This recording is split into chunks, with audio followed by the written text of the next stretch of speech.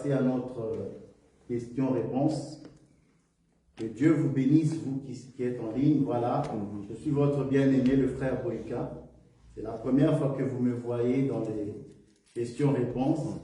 Mais voilà, il fallait bien que je passe. Pourquoi? Parce que tout simplement, ça fait un bon moment que les hommes de Dieu m'ont donné le bâton pour que je puisse donner la parole, que je puisse donner la prédication fortifiée et exhorter le peuple de Dieu. Mais jamais je n'ai paru devant vous pour répondre à vos questions. Donc, si en ligne, tu as des questions à poser, pose-les. Nous avons une personne qui est chargée d'écrire toutes les questions et me les poser. Depuis que nous avons commencé l'enseignement des temps des juges, du premier chapitre jusqu'à aujourd'hui, nous sommes à la septième partie ou huitième, je ne sais plus. Mais si tu as des questions, je peux toujours, je suis là pour pouvoir éclairer.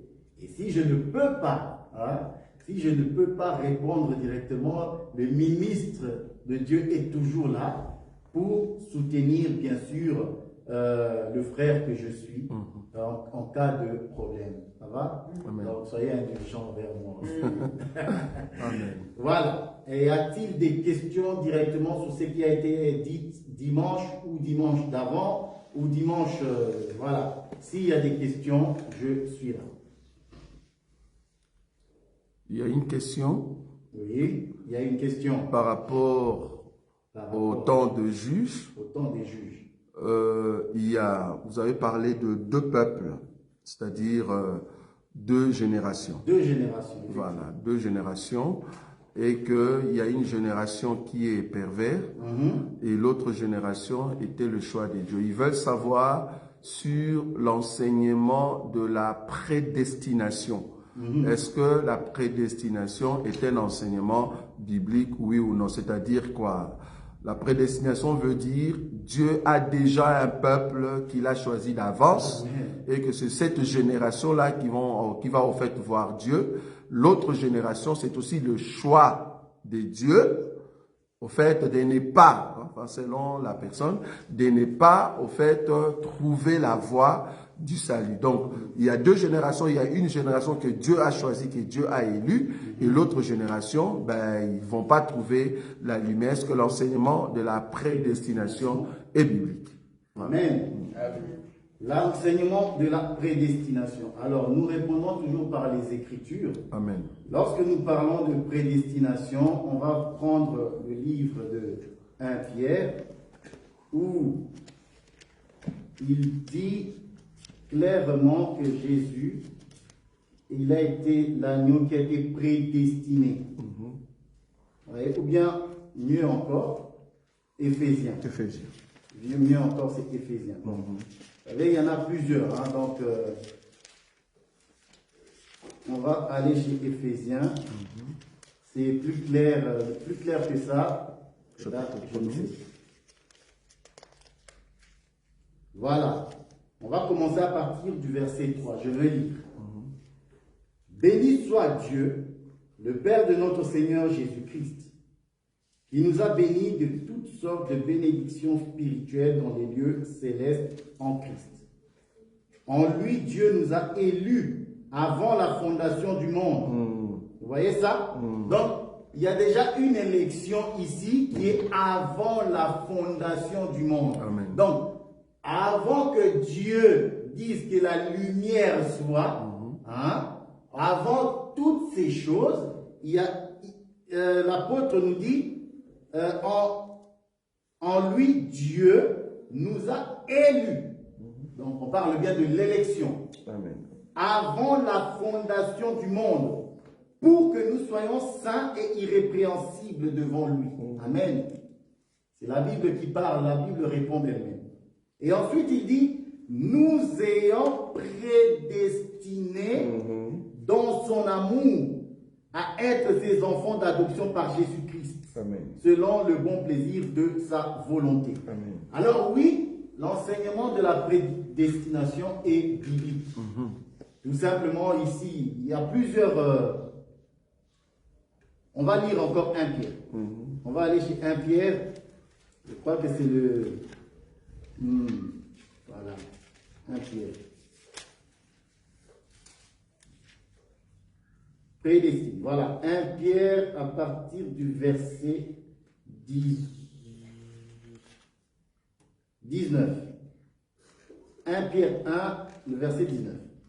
Mais par le sang précieux de Christ, comme d'un agneau sans défaut et sans tache, prédestiné avant la fondation du monde. Ouais, c'est le même langage. Prédestiné avant la fondation du monde. Donc, ici nous avons la fondation de c'est lui qui va nous donner le salut. Et l'autre nous dit que nous, étant en Christ, nous sommes prédestinés à être ses enfants d'adoption. Et lorsqu'on va dire prédestiné, ça veut dire quoi? Ça veut dire que quand Dieu va commencer à créer le monde, hein, il va créer le monde, il va créer les hommes vont se multiplier et vont naître dans tous les continents. Cependant, dans ces hommes-là, il y a ceux qui appartiennent à Dieu. C'est le plan de Dieu. Ça, c'est le plan de Dieu. Pourquoi? Parce que Dieu l'a voulu ainsi. Ça, c'est lui, Dieu, qui, créant le monde, a voulu ainsi. Pourquoi? Parce qu'il veut manifester sa bonté envers nous et montrer dans les siècles à venir. C'est toujours, c'est toujours l'apôtre Paul.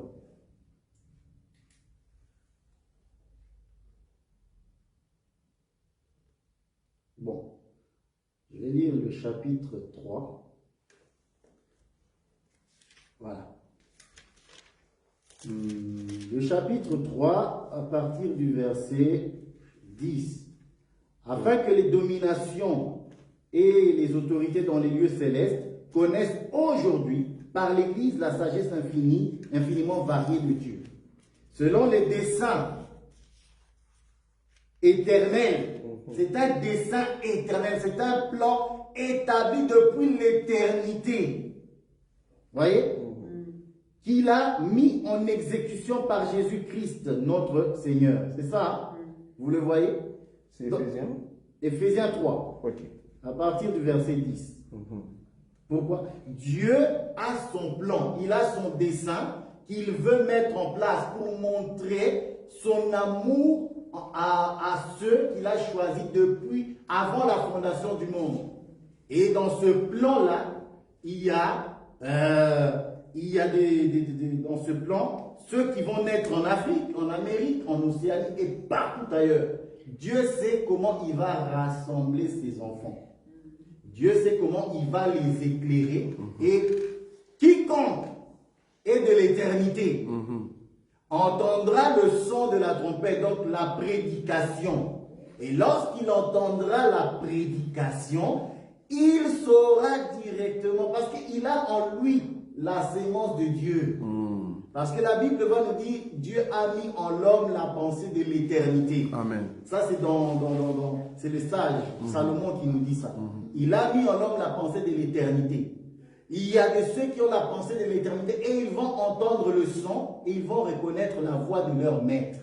Selon que Jésus a dit, les brebis entendent ma voix et ils me suivent. Et ils n'entendront pas un autre, ils fuiront loin de lui. Voilà. Ça, c'est la prédestination, c'est biblique. Amen. Et pour clôturer un peu, j'espère avoir éclairé cette personne-là, c'est toujours le sage Salomon qui dit, qu'est-ce qu'il dit? Comment il le dit? Il dit qu'un enfant laisse déjà voir par ses œuvres ce qu'il sera. Amen. Quand nous parlons de la prédestination, un prédestiné, peut-être je n'avais pas souligné ça, un prédestiné, on le reconnaît par sa marche. Très bien. Quand tu es prédestiné, un prédestiné n'a pas cette mentalité de dire, vu que je suis prédestiné, je peux pécher. Voilà. Ce n'est pas vrai. Quand tu es prédestiné, lorsque tu étais encore ignorant, on peut comprendre. Mais lorsque tu as reçu, lorsque la lumière est venue vers toi, dès que la vie de Christ, ça veut dire le message, l'enseignement est entré, tu n'as plus envie de pécher. Tu ne trouves pas de prétexte. Tu ne trouves pas de prétexte de vivre dans le péché. Non, non, non, non, non. Un prédestiné montre qu'il est prédestiné par l'obéissance à la parole de Dieu. Ça, j'aime. C'est ça. Je crois que je n'avais pas souligné cet aspect-là. C'est très important. Que le prédestiné, il est prédestiné. Nous voyons qu'il est prédestiné. Très bien. Parce qu'il obéit à la parole de Dieu. Amen. Amen. Voilà. Et pour un dernier verset pour la question. Ah, j'aime beaucoup ça. C'est très bien, ça c'est très enrichissant. Vous voyez, les questions-réponses, c'est très bon parce que c'est bien de prêcher. Mais il faut aussi répondre à ce que tu as prêché là. Cette partie-là, explique-nous. Et si tu ne sais pas expliquer, c'est vraiment compliqué. Béni soit Dieu, parce que l'homme de Dieu nous met vraiment devant la lumière pour que la lumière te voit bien. Très bien. Les gens vont te voir. Amen. Amen. Écoutez ce que Paul va dire. J'aime beaucoup ça. Dans Galates. J'aime ça. J'aime beaucoup ce texte. Galates, le chapitre 5, au verset 13. Là, c'est pour dire contre tous ceux qui se disent prédestinés et qui veulent vivre mal. Tu n'es pas prédestiné. Il dit ceci. Frère, vous avez été appelés à la liberté. Seulement, ne faites pas de cette liberté un prétexte de vivre selon la chair. Mais rendez-vous par la charité serviteurs les uns les autres. Vous voyez? Ne faites pas de cette liberté, donc de la grâce que vous avez, un prétexte de vouloir camoufler son péché. Oh non, c'est pas grave. Il continue. C'est pas grave. Est-ce qu'une telle personne qui tombe et qui tombe encore et encore, parce qu'il n'y a pas de repentance. Là, il n'y a pas de repentance. Tu ne peux pas nous dire que tu es prédestiné, mais tu te caches derrière la grâce sous prétexte que la grâce, Dieu pardonne, Dieu pardonne tout. Non, non. Non, un prédestiné doit montrer qu'il est prédestiné par son obéissance, que nous verrons qu'il est prédestiné. Amen. Amen. Amen.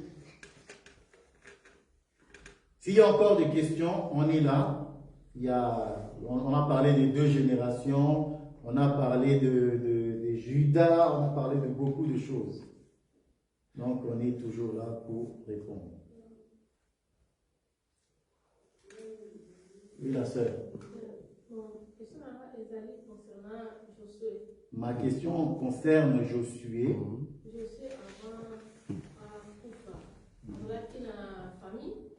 Josué, avant de mourir, avait-il une famille? Josué, on nous dit seulement que Josué est fils est benjamite. À la base, Josué est benjamite et benjamite. On n'a pas vraiment parlé de sa famille. Si ce n'est vers la fin, lui-même il dit, moi et ma famille, nous servirons l'Éternel. Mais on ne nous dit pas par la suite que la famille de Josué, comment ils étaient traités, ou on ne nous a pas dit tout ça. On ne nous a pas dit tout ça.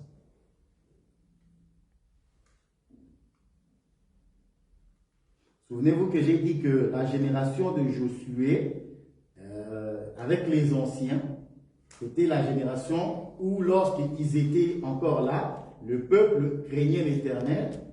Pourquoi? Parce que nous avons compris que pendant ce temps-là, le peuple cherchait l'Éternel, le peuple obéissait à l'Éternel. Comment? Parce que nous avons interprété ça, que lorsqu'il y a les hommes de Dieu qui sont là, enseignant la parole de Dieu, la crainte s'empare d'eux, l'amour de Dieu remplit le cœur, et cet amour-là, c'est cet amour-là qui fait que le peuple puisse obéir au Seigneur. Et lorsqu'on cherche Dieu, le Seigneur soutient. Il y a eu plusieurs messages, hein, je n'étais pas toujours là, donc vous pouvez prendre aussi les autres messages. Hein. Très bien. Mais par contre, il y a une question, mais la question ne concerne pas l'enseignement. La question concerne Malachie, Bon, ça, on pouvait toujours prendre en considération. Bon, j'ai deux questions. Malachie 4, le verset 5. Malachie 4. Le verset 5. Ça, c'est un frère qui est de notre assemblée. Il a rencontré au fait de branhamistes et on lui a dit que cet homme qui devait venir ici, c'est le prophète au fait Branham. Et il voulait avoir la réponse, la confirmation. Oh, Voilà. Vous avez dit un autre nom, mais Branham. Oui. Donc eux, ils disent que Malachie 4, 5. Voici, je vous enverrai Élie, le prophète, avant que le jour de l'Éternel arrive, ce jour grand et redoutable.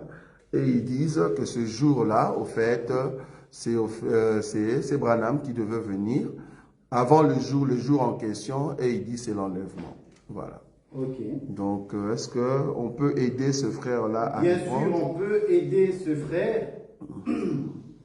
Bon.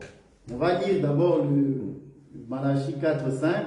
Voici, je vous enverrai Élie, le prophète, avant le jour de l'Éternel, avant que le jour de l'Éternel arrive, ce jour grand et redoutable.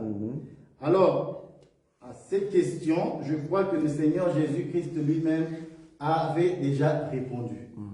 Pourquoi? Parce que lorsque Jean-Baptiste s'est retrouvé en prison, Jean-Baptiste a envoyé des messagers auprès de Jésus pour lui dire: es-tu celui qui doit venir ou devons-nous en attendre un autre? Et Jésus va, en ce moment-là, la Bible dit, il a fait des miracles. Il a ouvert les yeux des aveugles, il a fait beaucoup d'autres miracles. Et il dit aux messagers qui étaient venus vers lui: allez dire à Jean tout ce que vous avez vu. Les miracles s'effectuent et la bonne nouvelle est annoncée. Heureux celui qui ne perd pas courage ou foi en moi. Voilà. Jean-Baptiste étant prophète, concernant ce qui s'était passé, il sait directement de quoi Jésus est en train de parler. Très bien. Pourquoi? Parce que Ésaïe 35 va répondre à ce que Jésus avait dit. C'est dans Ésaïe 35, si je ne me trompe pas de texte. Ésaïe 35 va répondre. Et on voit bien que lorsque Jésus dit ça à Jean, Jean étant prophète, il connaît ces choses. Donc c'est Dieu qui est dans la chair qui agit. Très bien. Voilà. Alors, quand les messagers sont partis, Jésus est resté avec la foule. Restant avec la foule, il va dire à la foule, je vais lire ça. Matthieu chapitre 11, dans les synoptiques, vous verrez que Luc aussi en parle. Luc 7, oui. Ouais. Moi, je prends vite fait Matthieu, le chapitre 11, le verset 13. Il dit ceci: car tous les prophètes et la loi ont prophétisé jusqu'à Jean. Et si vous voulez le comprendre, c'est lui qui est l'Élie qui devait venir. C'est clair. On n'a pas besoin de chercher Élie. Quand on dit Élie, ici c'est Élie physique. C'est lui qui devait venir. C'est Jésus qui dit au peuple, il leur donne la réponse. Si vous voulez le comprendre, parce que c'est une chose de caché, il faut donc que ça soit révélé. C'est lui, Élie, qui devait venir. Donc, Branham n'est pas Jean-Baptiste, que je sache. Non, Branham, c'est Branham. Et d'ailleurs, si cet homme était vraiment prophète, il n'aurait pas orienté les gens vers lui, mais vers Jésus.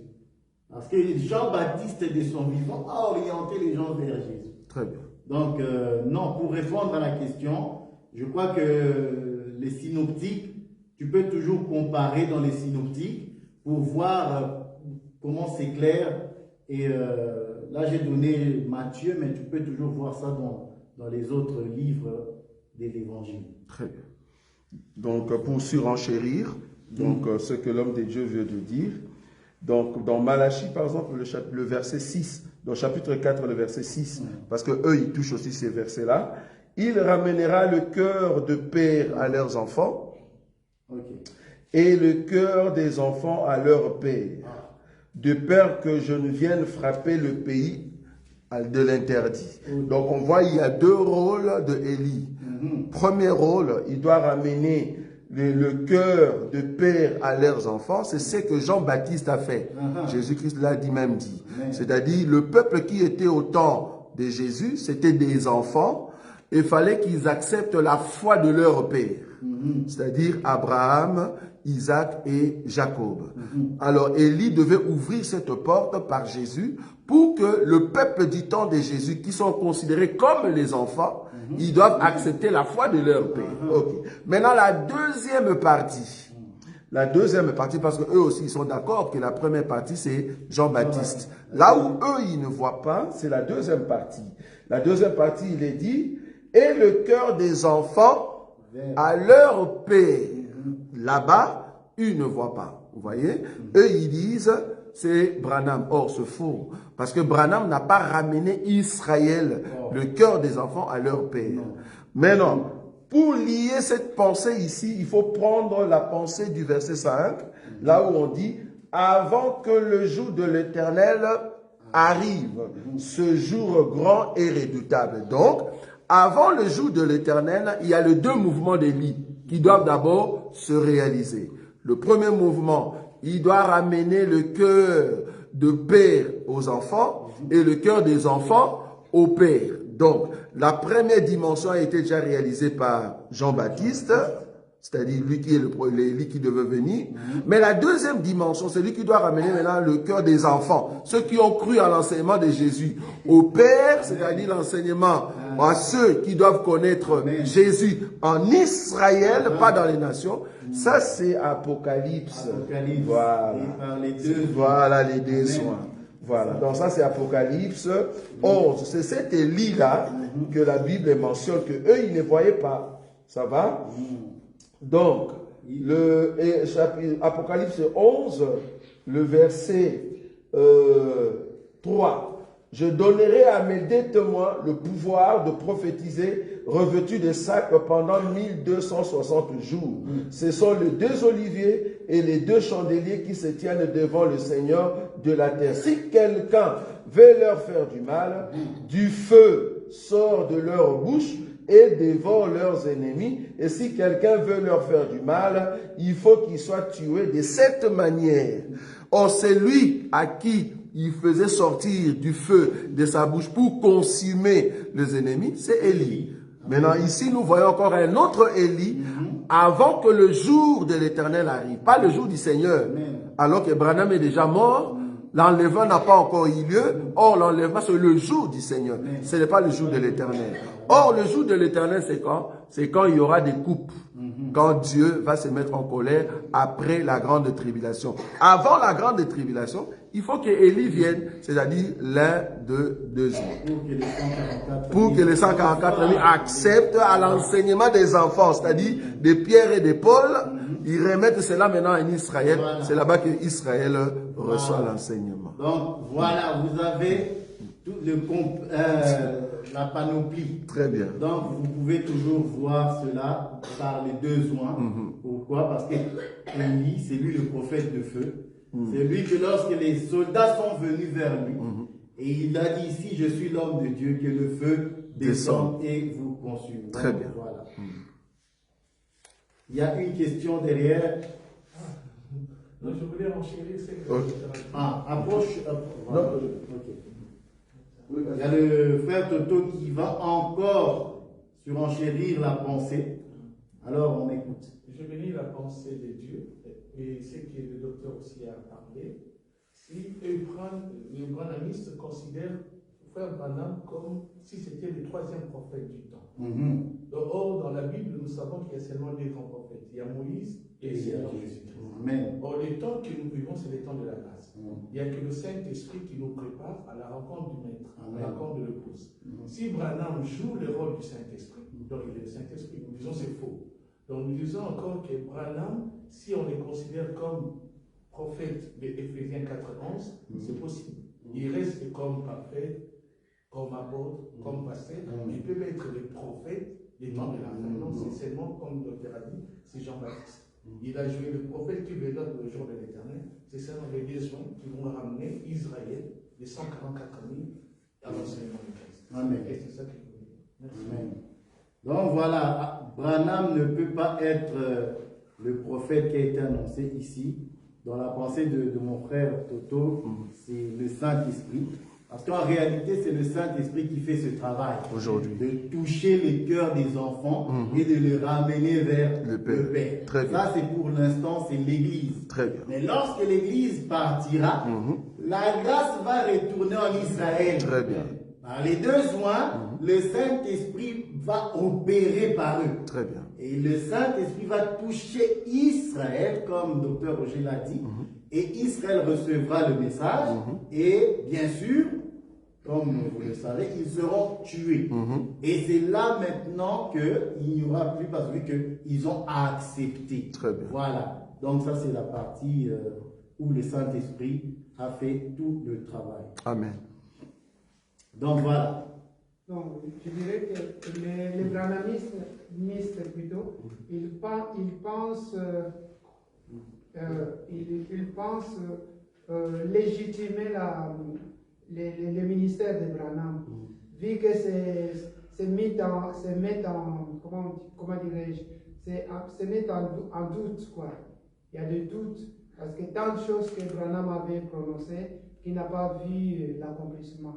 Alors, pour légitimer son ministère, c'est pourquoi ils disent comme ça. Ils inventent en fait ces faits. Il y aura des sectes, le Seigneur l'a déclaré, il y aura des sectes pernicieuses qui sortiront du milieu de nous, donc le branhamisme en fait partie. Donc voilà. Avons-nous encore d'autres questions en ligne ou Non. on peut regarder? En ligne, non. En ligne, il n'y en a pas. Ici. Nadine? Non? Pas de questions sur la prière? S'il n'y a pas de questions, eh ben, on peut toujours poser des questions sur des sujets vastes, hein, de la Bible, ou ce que vous avez lu peut-être cette semaine, ou ce que vous ne comprenez toujours pas.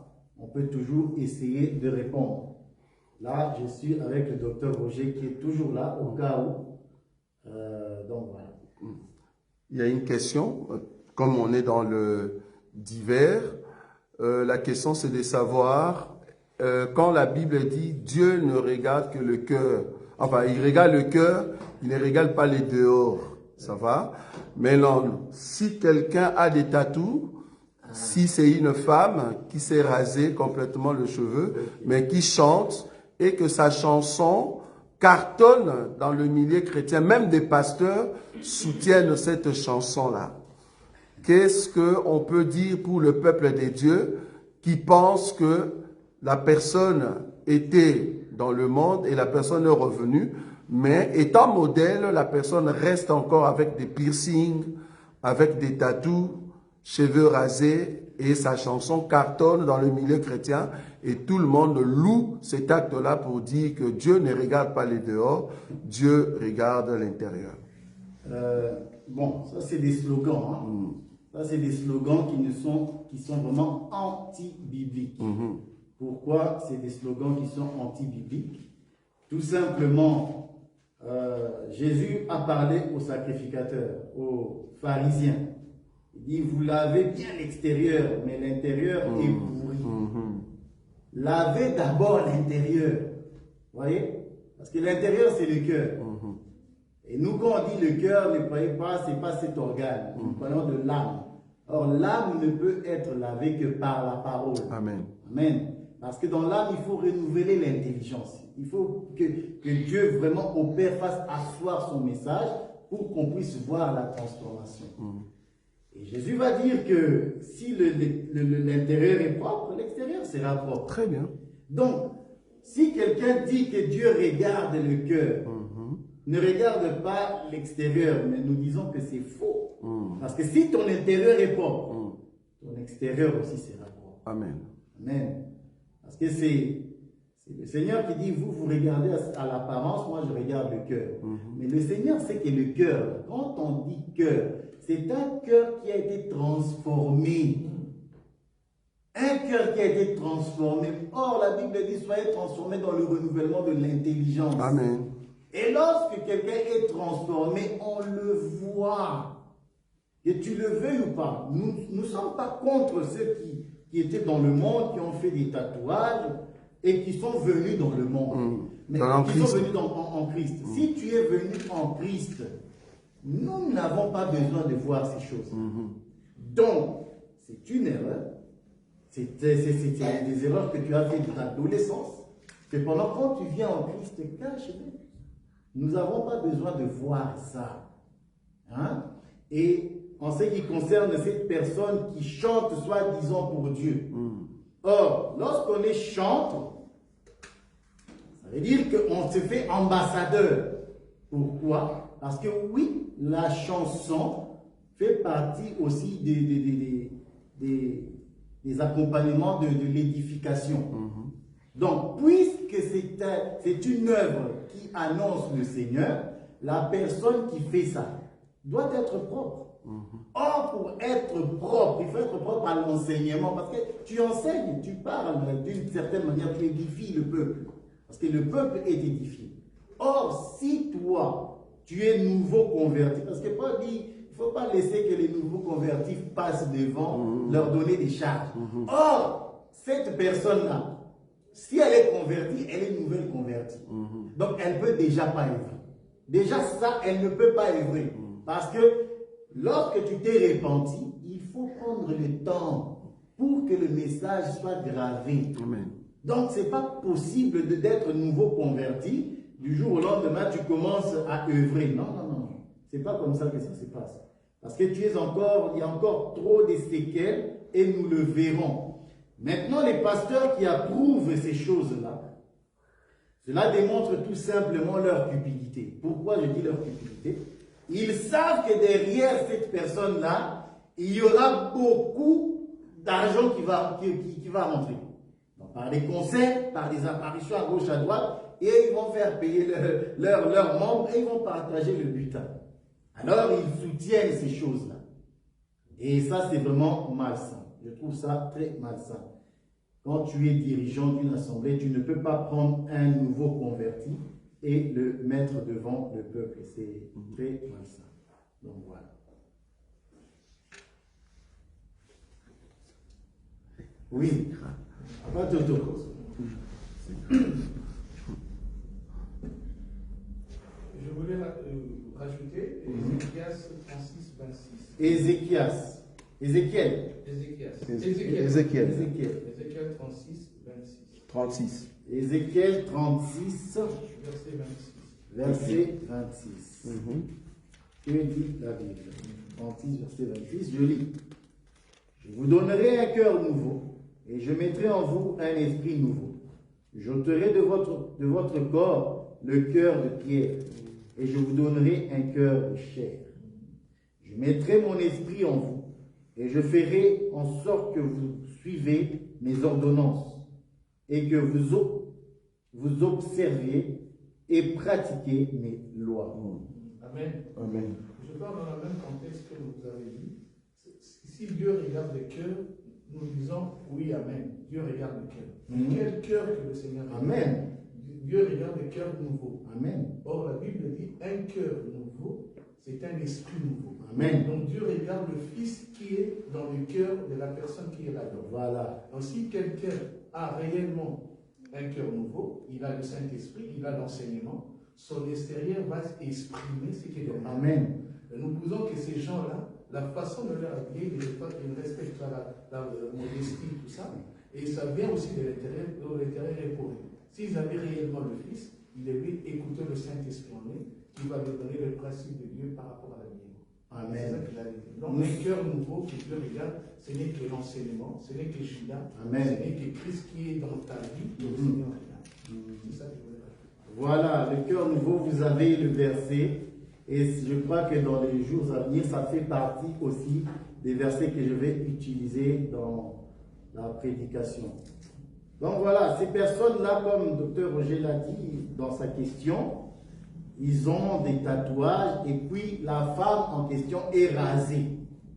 Or, la Bible dit que c'est une honte pour une femme d'avoir les cheveux rasés.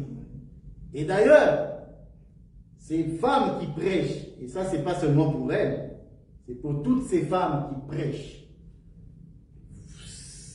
vous faites profession de servir Dieu. Alors, comme tu fais profession de servir Dieu, il faut obéir à la doctrine. Vu que c'est le nom de Dieu que tu es en train de professer, tu es devant les gens. Mais la Bible dit que la femme prenne un voile et couvre sa tête. Couvrez-vous ne fût-ce que la tête, parce que vous mettez devant. Donc, si vous vous mettez devant, couvrez aussi la tête, comme ça vous chantez. Et le peuple sera béni parce qu'on verra que la doctrine est respectée. Amen. Donc, voilà. Voilà. Une autre question, c'est par rapport à la danse, parce que tu as parlé les dimanches sur la danse étant l'application de mettre en pratique la parole de Dieu. Est-ce que la danse maintenant physique dans l'église, est-ce qu'elle est interdite? Bon, maintenant le problème avec la danse physique, c'est quoi? Parce que nous voyons beaucoup de choses. En Amérique, les gens, il faut voir les gens danser en Amérique. Les Américains, ils dansent, ils font du break dance dans l'église. Et pour eux, c'est comme ça qu'ils servent le Seigneur. Mais il faut les voir. Ils ont une musique là quand ils mettent. Mais il faut voir les Américains. Mais il faut les voir, les Américains. Vous voyez? Et pour eux, c'est l'effusion de l'esprit. Hein. C'est comme ça qu'eux servent le Seigneur en disant que c'est la danse de l'esprit. Or, la danse de l'esprit, ça ne peut pas être ça. Déjà là, c'est faux. Parce que si tu dis la danse de l'esprit, alors là, tu es en esprit. L'esprit, quand elle s'exprime, c'est l'obéissance. Pourquoi nous disons que c'est l'obéissance? Parce que c'est David qui nous a éclairé là-dessus. Hein. David danse devant le Seigneur, parce qu'ils prennent toujours David comme exemple. Ouais, mais David a dansé devant l'arche. Non. David, quand il a dansé devant l'arche, il a exprimé sa gratitude devant le Seigneur. Mais David est prophète. C'est là où les gens ils oublient que David, c'est un prophète. Et David a donné la réponse à ce qu'il faisait. Il dit, je m'humilie devant Dieu. Or, nous savons que celui qui s'humilie, c'est celui qui obéit à la parole. Et David a exprimé cela en danse et en se déshabillant. Voilà, c'est ça même le signe de la soumission et de l'humilité. Maintenant, dans l'église aujourd'hui, là on parle chez les Congolais, les danses. Le problème avec les danses congolais, c'est quoi? Je suis congolais. C'est que si vous concentrez vos danses sur la partie inférieure du corps, ça commence à devenir obscène. C'est ça le problème. Et nous avons vu des hommes de Dieu. Nous avons vu et nous les connaissons. Ils ont enlevé leurs vestes. Ils ont attaché. Mais il faut les voir. Et quand tu regardes ça, tu as même envie de fermer tes yeux. Et eux, ils disent qu'il n'y a rien de mauvais. Non, non, ça c'est incitation au mal. Parce qu'il y a des femmes qui sont là, toi tu fais des gestes obscènes, parce que c'est des gestes obscènes. Ça fait allusion à autre chose, de pas très catholique, comme diraient les hommes du monde. C'est pas très propre, c'est pas décent, c'est malsain. Et nous ne pouvons pas montrer ces genres de choses dans l'assemblée. Non.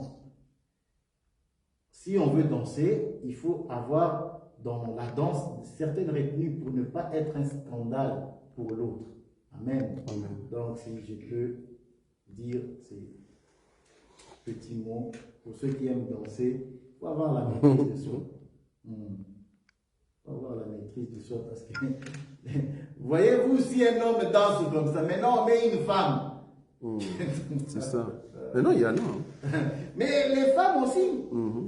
Aujourd'hui, il y a même des challenges. Seigneur Jésus. On est dans une génération vraiment perverse. On fait des challenges soi-disant avec une soi-disant musique chrétienne. Mais c'est désastreux. Toi, des hommes et des femmes qui dansent ensemble, les femmes bougent leur corps. Là, le corps d'une femme, c'est compliqué. Dieu a fait le corps de la femme de manière à ce qu'il y ait la séduction. Mais non, si elle commence encore à bouger de cette manière-là, comme eux le disent, mais attendez, on va se retrouver où? On va se retrouver où? Les gens vont se pervertir. C'est la séduction, c'est la chair, ça ne réveille que les désirs charnels. Donc, voilà. Moi, j'ai une petite question au docteur. Il y a eu un temps que tu avais fait un débat avec le patriarche Emmanuel Ngori. Je ne sais pas si vous vous en souvenez encore. Alors, la thématique était l'Autriche et puis l'Antéchrist. Oui. Alors, mais cette thématique n'a pas été débattue et vous avez entrelacé ce thème. Mais tu avais parlé ou tu avais stupéfait, comment on dit, l'Autriche à Christ. Oui. Oui. Typologie. Voilà. Typifié. L'Autriche Oui. à Christ. Ok. Alors, je ne sais pas, comme ça n'a pas été débattu, je voudrais savoir si tu as quelques évidences en fait que tu peux Ça, c'est dans le livre de Job. C'était Job 39, Ok. 13, comme ça. Il a envie de savoir que représente l'Autriche, comment Dieu protège ses enfants et tout ça. Ça, c'est vraiment les thématiques que docteur Roger aime beaucoup souligner. Et c'est très beau. Très beau. Ben, on va prendre. Hein, on va prendre Job. Pour normalement, ça c'est dans les cadres d'une question d'une compréhension personnelle. Ben, on peut toujours le faire en privé. Hein. Donc, c'est comme j'ai répondu tout à l'heure aussi à ma soeur Mamie, qui voulait connaître l'explication d'Ézéchiel 21 à partir du verset 17. Bon, des questions comme ça, normalement, ce n'est pas dans les cadres de questions-réponses. Le cadre de questions-réponses, c'est vraiment des prédications qu'on a présentées, qu'on a déjà présentées et qu'on repose. Ça va? Voilà. C'est dans ces cadres. Sinon, quelqu'un peut venir ici et dire, explique-moi le livre d'Esdras. Oh mon Dieu, mais il y a 9 chapitres. Voilà, donc... il faut vraiment dans le contexte historique, prophétique et tout ça, c'est compliqué. Donc là, c'est vraiment dans les cadres privés qu'on peut poser cela. Même comme la question est posée sur un enseignement que j'ai déjà présenté, donc Autruche, c'est Job combien? 39, c'est ça? 14. Alors, 39, 14, il est dit ceci. Non, c'est pas 14. Non, c'est pas 14, l'aile de l'Autruche. Comment? Ah bon? 17. 39, 17. Ok. Mais l'Autruche abandonne ses œufs à la terre et les fait chauffer sur la poussière. Très bien. Elle oublie que les pieds peuvent les écraser. Très bien. Qu'une bête de champ peut les fouler. Très bien. Elle est dure envers ses petits, comme s'ils n'étaient point à elle. Elle ne s'inquiète pas de l'inutilité de son enfantement. Très bien. Car Dieu lui a refusé la sagesse. Il ne lui a pas donné l'intelligence en partage. Quand elle se lève, elle se lève et prend sa course. Elle se rit du cheval et de son cavalier.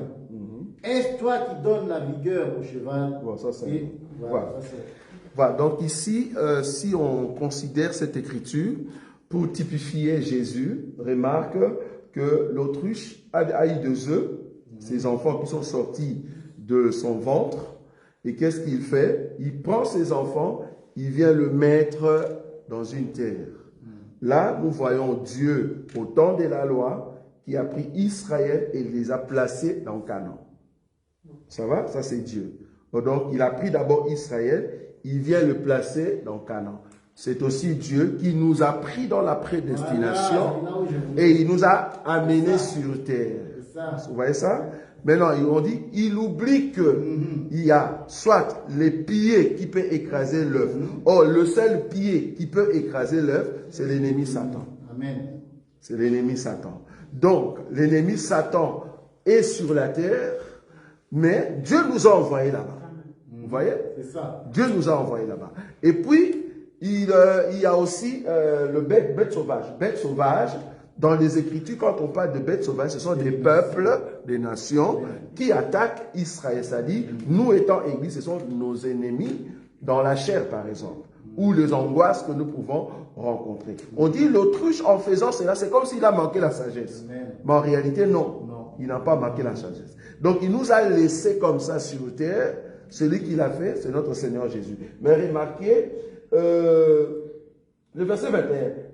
Quand elle se lève, le mouvement de s'élever, d'abord, c'est le mouvement de l'enlèvement, c'est le mouvement où le Seigneur vient visiter son peuple. Vous voyez?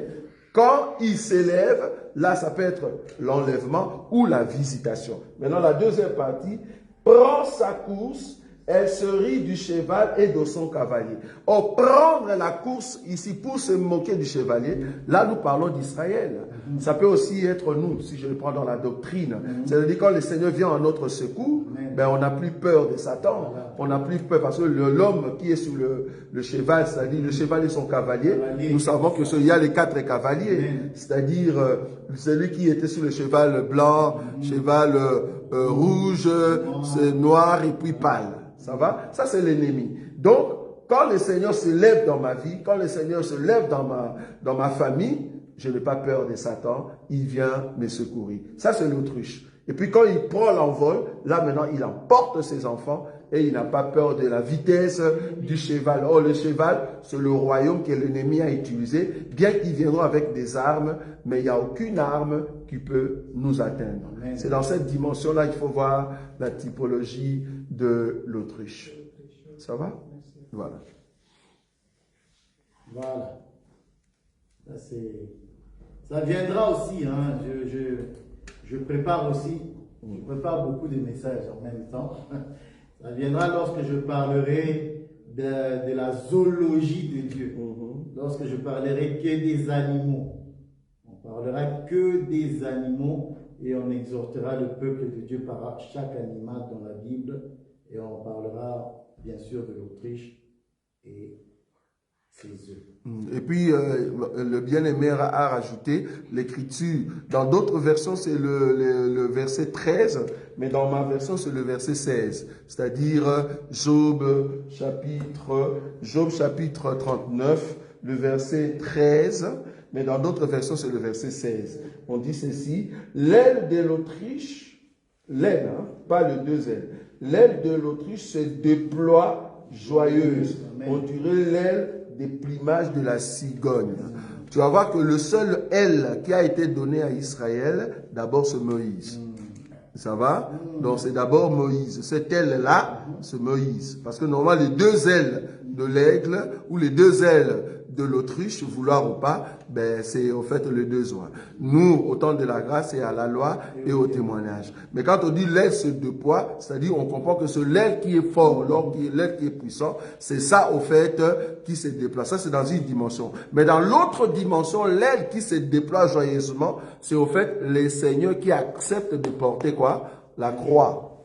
Vous voyez? Parce qu'il doit laisser son épaule, il doit laisser son aile joyeusement pour porter ou supporter au fait le poids ou le péché de l'humanité, c'est-à-dire de son peuple. Amen. Donc c'est dans cette dimension qu'on peut aussi monter pour voir ça. Voilà, ça c'est les dimensions que nous aimons. Voilà. Donc l'aile, vu comme ça. L'aile de l'Autriche se déploie joyeuse. On dirait l'aile de plumage de la cigogne. Ça va? Voilà. Et pour appuyer sur l'aile, oui. On va voir Hébreu. Oui. Il dit que, attendez, Hébreu. Oui.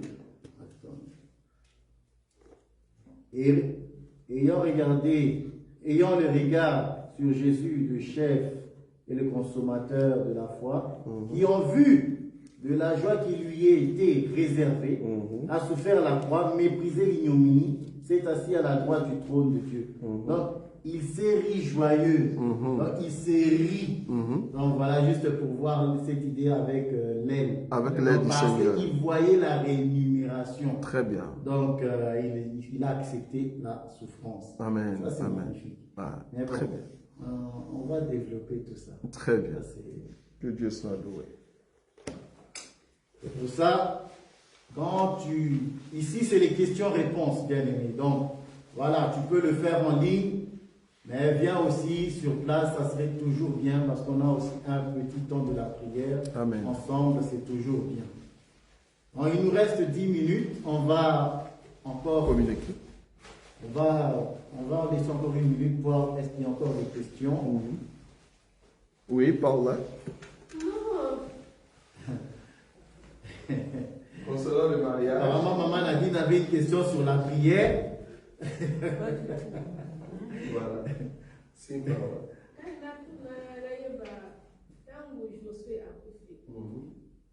Quand Josué est mort, les anciens, d'autres anciens sont-ils restés vivants? Oui. Quand on dit anciens, ça veut tout simplement dire ceux qui ont la capacité de donner l'enseignement à Israël. Hein. Donc oui, il y a tout. Si une génération est partie, hein, une génération qui part, j'ai bien expliqué la fois dernière, que la génération qui est partie, qui fut recueillie auprès des pères, c'est un type d'enlèvement aussi. Au sein d'Abraham, ou soit par la mort, soit par l'enlèvement. Mais ça ne veut pas dire qu'il n'y en a plus qui sont restés à Israël, parce que souviens-toi qu'il y a eu des prophètes qui sont restés, qui ont encore continué à parler à Israël pour leur dire vous avez mal marché.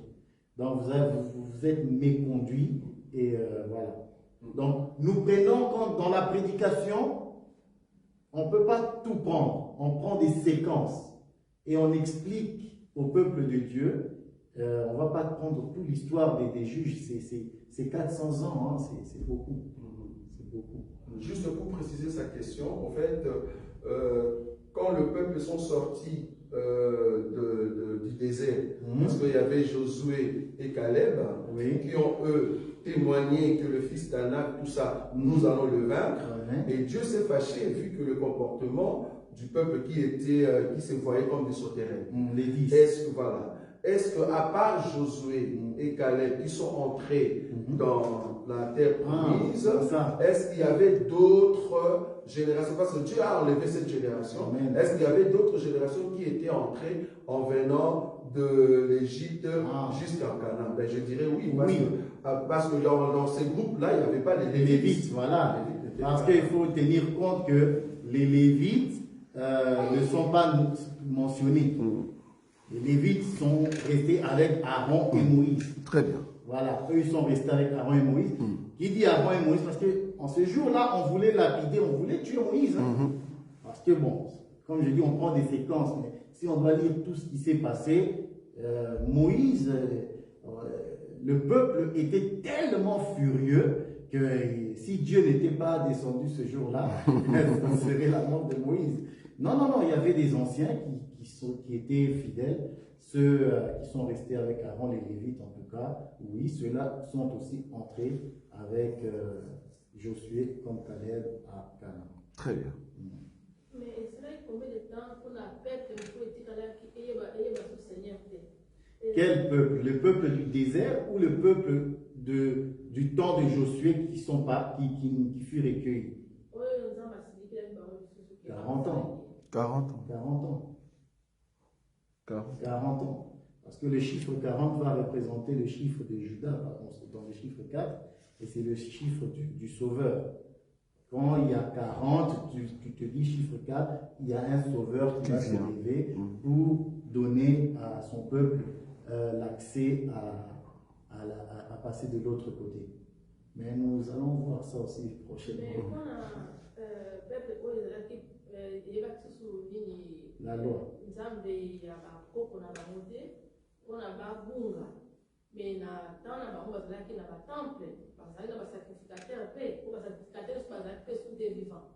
Non, les sacrificateurs étaient là.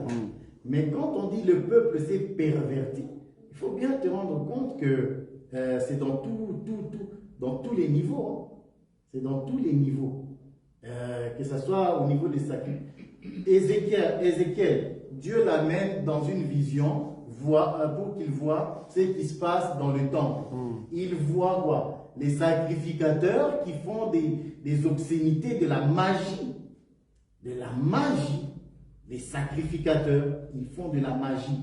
Donc, oui, on ne nous dit pas précisément que les sacrificateurs aussi, non, on englobe tout, ils ont généralisé. L'écrivain, c'est lui qui a écrit le livre des juges, et il a juste dit le peuple s'est perverti, après tel juge, le peuple s'est encore perverti. Bon, nous comprenons que c'est l'ensemble. Hein. Ils n'ont pas précisé, et les sacrificateurs aussi. Bon, dans ces temps-là, il n'y avait pas de roi, donc voilà.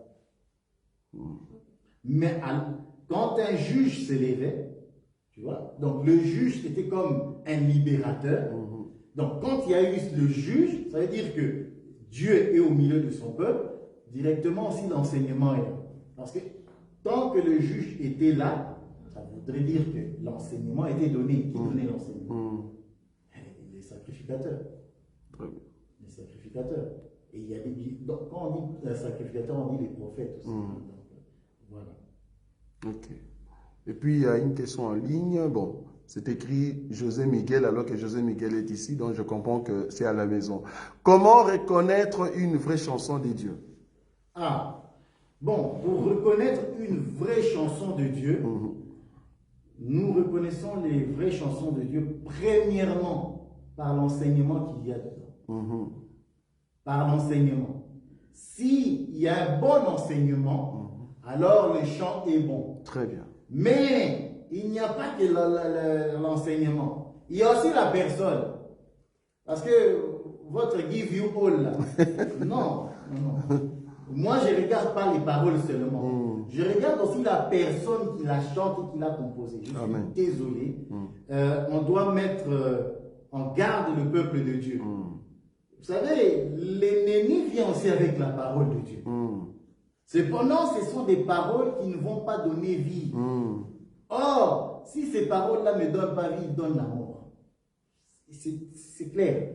Donc, comment reconnaître une chanson de Dieu? D'abord, regardons le texte et ensuite la personne. Parce que tu dois être analysé. On va t'analyser. Vu que tu passes devant, le problème, tu es en train de transmettre un message d'édification et tout. On a besoin aussi de te juger si tu es digne ou pas. Donc, voilà. Dans la danse à l'église où on prêche la vérité, est-ce qu'on peut danser, mais avec le Saint-Esprit? Danser avec le Saint-Esprit, ça veut dire quoi? Bon, quels sont les mouvements? Voilà. Bon, les mouvements, il n'y a pas des pas précis, hein? Attention, il n'y a pas. Mais cependant, nous condamnons lorsque ça devient obscène. Très bien. C'est là le problème. Voilà. On exhibe. Une exhibition. Très bien. Qui pervertit les yeux. Voilà. Parce que tu le veux ou pas, avant de pécher, là, c'est les yeux. Ça va nous créer des problèmes. Alors, vaut mieux être prudent dans la manière. Il y a la maîtrise de soi. C'est ça. On a la maîtrise. Dans le Saint-Esprit, il y a cette vertu. Donc, si tu es de l'esprit, tu vas bouger de manière... Moi, je danse. Je danse.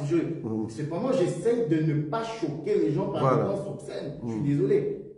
Il n'y a pas que les danses obscènes, comme je l'ai dit. Nous, dans notre culture congolaise, les danses sont obscènes. Voilà.